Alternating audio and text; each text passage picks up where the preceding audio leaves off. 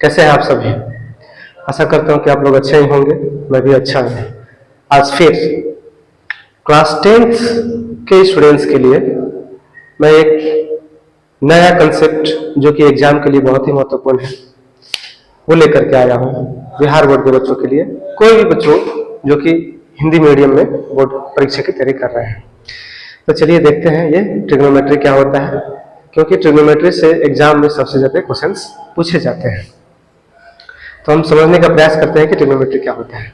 तो ट्रिग्नोमेट्री के बारे में कहा जाता है कि ट्रिग्नोमेट्री मैथमेटिक्स का वो ब्रांच है जिसमें हम लोग समकोण त्रिभुज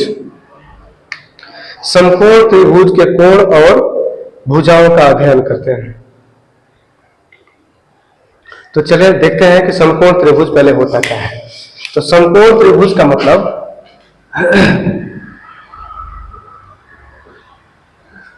समकोण त्रिभुज इसे इंग्लिश में कहा जाता है राइट ट्रायंगल या राइट एंगल्ड ट्रायंगल भी कहा जाता है। Right angled triangle.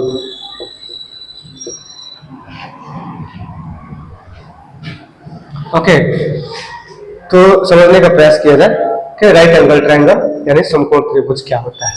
तो त्रिभुज 6 प्रकार के होते हैं। ओके, कितने प्रकार के त्रिभुज होते हैं? 6 प्रकार के। तो उन 6 में से यह एक प्रकार है और यह उस प्रकार का त्रिभुज है जिसमें एक आंतरिक कोण 90 डिग्री का होता है। तो देखिए ये जो त्रिभुज है, ये त्रिभुज का नाम हो गया ABC, जिसमें ये कोण B जो है ये 90 डिग्री का है। तो जिस भी त्रिभुज में 3 कोण में से एक कोण 90 डिग्री हो उसको हम लोग कहते हैं समकोण त्रिभुज। और क्योंकि ये त्रिभुज ABC का एक कोण जो कि कोण B है ये 90 डिग्री का होगा, ये कोण B बराबर कितना? 90 डिग्री। इसलिए क्या ये त्रिभुज ABC बराबर क्या हो जाएगा? समकोण त्रिभुज। समकोण त्रिभुज। ओके, तो हम ट्रिग्नोमेट्री पढ़ेंगे। ट्रिग्नोमेट्री बोलिए, हिंदी में इसे त्रिकोणमिति कहते हैं। ट्रिग्नोमेट्री। ओके, तो ट्रिग्नोमेट्री में हम लोग क्या पढ़ते हैं? ट्रिग्नोमेट्री में हम लोग पढ़ते हैं इस समकोण त्रिभुज का भुजाएं एवं कोणों का कैसे माप किया जाएगा, उसका परिमाप कैसे परिमाप नहीं, उसका मापांक कैसे निकाला जाएगा। मतलब इसमें कितने भुजाएं हैं? भुजाएं 3 भुजाएं हैं। कौन कौन? भुजा AB, भुजा BC और भुजा AC। और इसमें कोण कितने हैं? कोण A, कोण B, कोण C। इस कोण को हम लोग कह देते हैं क्या? इस कोण को कह देते हैं थीटा और इस कोण को कह देते हैं बीटा। तो अब मुझे बताइए, ये दोनों कोण जो कि थीटा और बीटा है, ये दोनों न्यून कोण है। यहां थीटा तथा बीटा बराबर न्यून कोण। ओके, तो एक समकोण त्रिभुज में एक कोण जो होता है वो 90 डिग्री के बराबर होता है और बाकी 2 कोण जो होते हैं वो न्यून कोण होते हैं। ओके, आई होप आप लोगों को इतना समझ में आया होगा। तो चलिए अब आगे देखते हैं। देखिए जी, वो कहाँ है?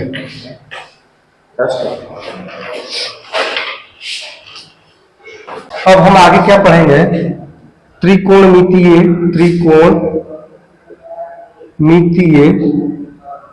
अनुपात। इसको इंग्लिश में कहा जाता है ट्रिग्नोमेट्रिक रेशियोज। ट्रिगोनोमेट्रिक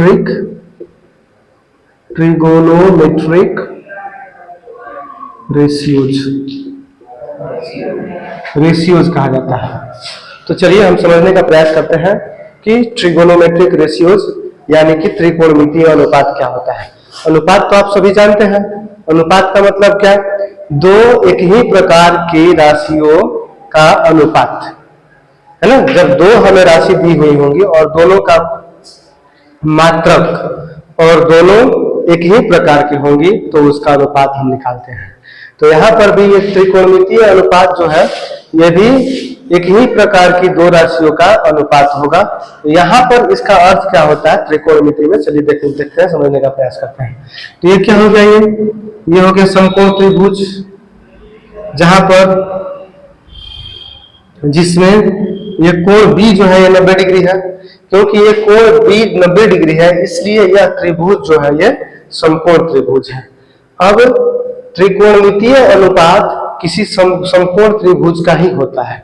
अब यह क्या होता है, यह किन्हीं दो भुजाओं का, क्या, किन्हीं दो भुजाओं का लंबाई का अनुपात है। तो इसमें कितने कौन कौन भुजाएं हैं, भुजा AB, भुजा BC और भुजा AC। किन्हीं दो का लेंगे तो एक अनुपात बनेगा, तो किन्हीं दो का लेंगे तो पहली बार चलिए लेते हैं AB और BC। तो अनुपात क्या क्या हो जाएगा, AB बटे BC। इसको हम लोग क्या लिखते हैं, AB अनुपात BC। दूसरा अपने पास क्या हो जाएगा, इसको और इसको लेंगे तो क्या हो जाएगा, BC बटे AC, मतलब BC अनुपात AC। तीसरा क्या हो जाएगा, तीसरा हो जाएगा AB बटे AC, मतलब AB अनुपात AC। चौथा क्या हो जाएगा, चौथा हो जाएगा BC बटे AB। ये भी एक अनुपात है तो इसको हम लिखेंगे क्या, BC अनुपात AB। पांचवा क्या हो जाएगा, पांचवा हो जाएगा AC बटे BC और इससे लिखेंगे AC अनुपात BC। 6 नंबर में क्या हो जाएगा, 6 नंबर में हो जाएगा AC बटे AB बराबर AC अनुपात AB। तो आप लोग देखिए और समझने का प्रयास कीजिए। तो ये अनुपात है, यह भी एक अनुपात है, यह भी एक अनुपात है, यह भी एक अनुपात है, यह भी एक अनुपात है और यह भी अनुपात है। तो ये जितने भी 6 अनुपात हमारे पास अभी है ये सभी क्या है, इस समकोण त्रिभुज के किन्हीं दो भुजाओं का अनुपात है। ठीक है, क्या है ये, किन्हीं दो भुजाओं का अनुपात है। कहने का मतलब क्या है कि जब भी कभी हमें एक समकोण त्रिभुज दिया हुआ होगा तो उनके उसका किन्हीं दो भुजाओं को उसका किन्हीं दो भुजाओं का अनुपात जब हम निकालेंगे बारी बारी से तो कुल हमारे पास 6 अनुपात होंगे, जैसे कि ये होगा। ओके, अब चलिए समझने का प्रयास करते हैं कि त्रिकोणमितीय अनुपात क्या होता है। तो क्योंकि ये 90 डिग्री है तो बाकी के दो कोण जो होंगे वो क्या होंगे, न्यून कोण होंगे।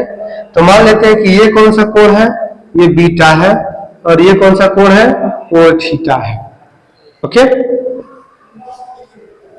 अब देखिए, तो अब इस न्यून कोण के आधार पर क्या, इस न्यून कोण के आधार पर क्या होगा, इस त्रिभुज का तीनों भुजाओं का नामकरण किया जाएगा।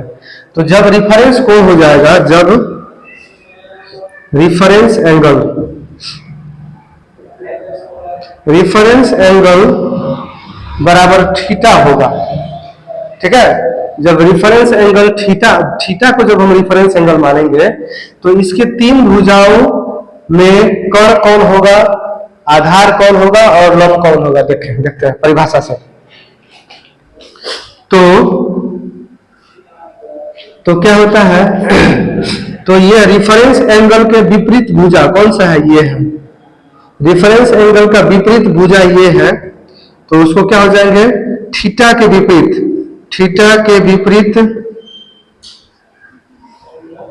विपरीत भुजा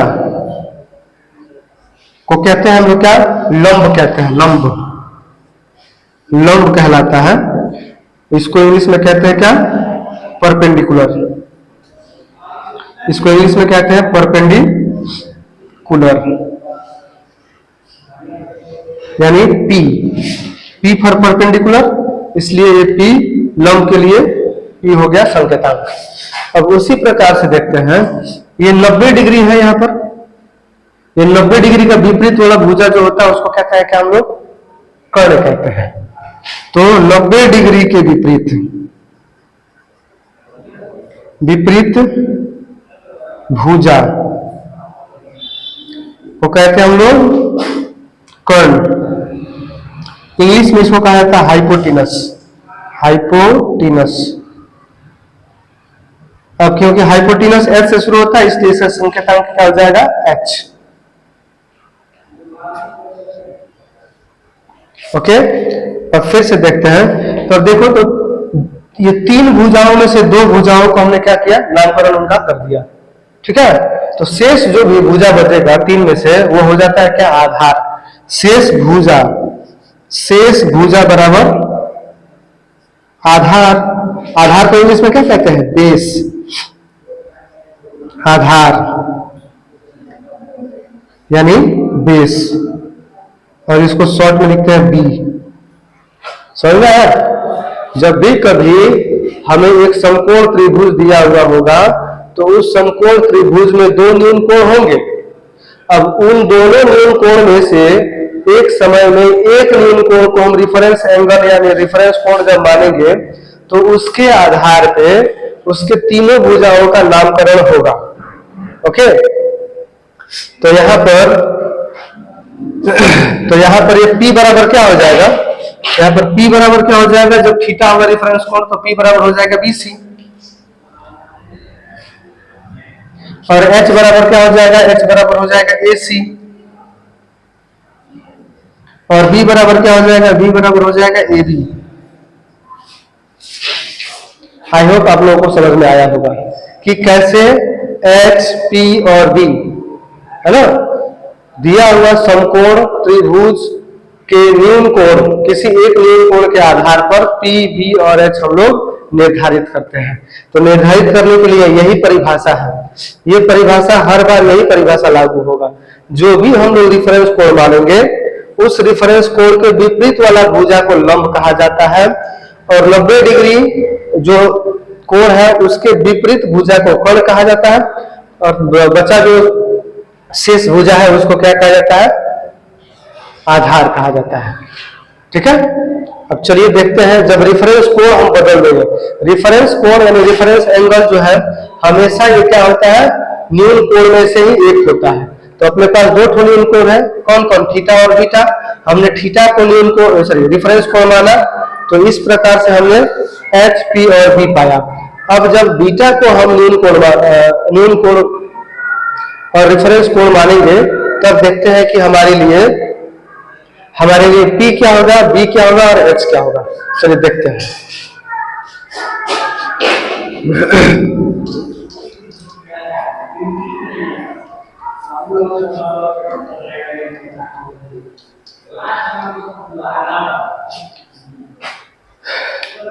तो चलिए अब क्या करते हैं, रिफरेंस कोण बदल देंगे, क्योंकि रिफरेंस कोण 2 होगा अपने पास, क्योंकि इस समकोण त्रिभुज में 2 न्यून कोण है, इसलिए रिफरेंस कोण 2 हो सकता है।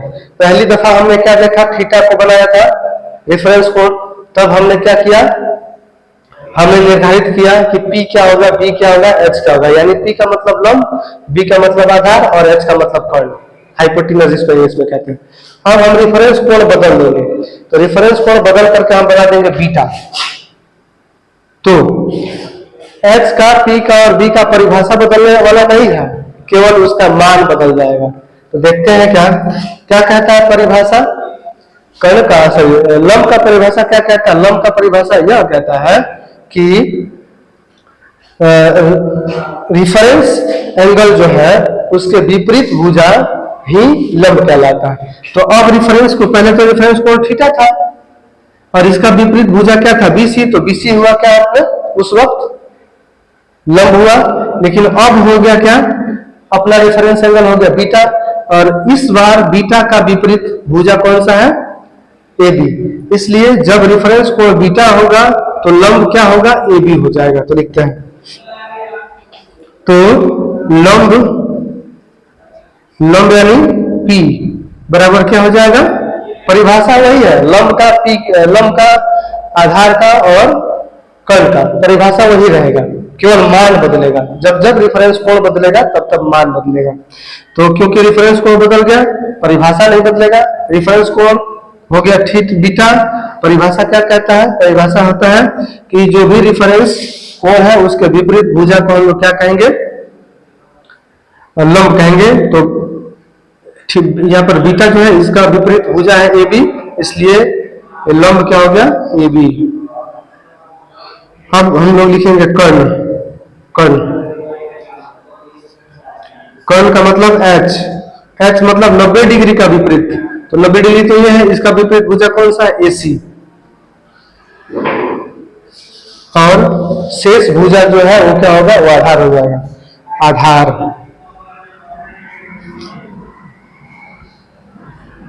ओके, शेष भुजा क्या है, शेष भुजा है बीसी। आई होप आप लोगों को कर्ण, लंब और आधार चिन्हित करने आ गया होगा। इस वीडियो में इतना ही। Thank you very much.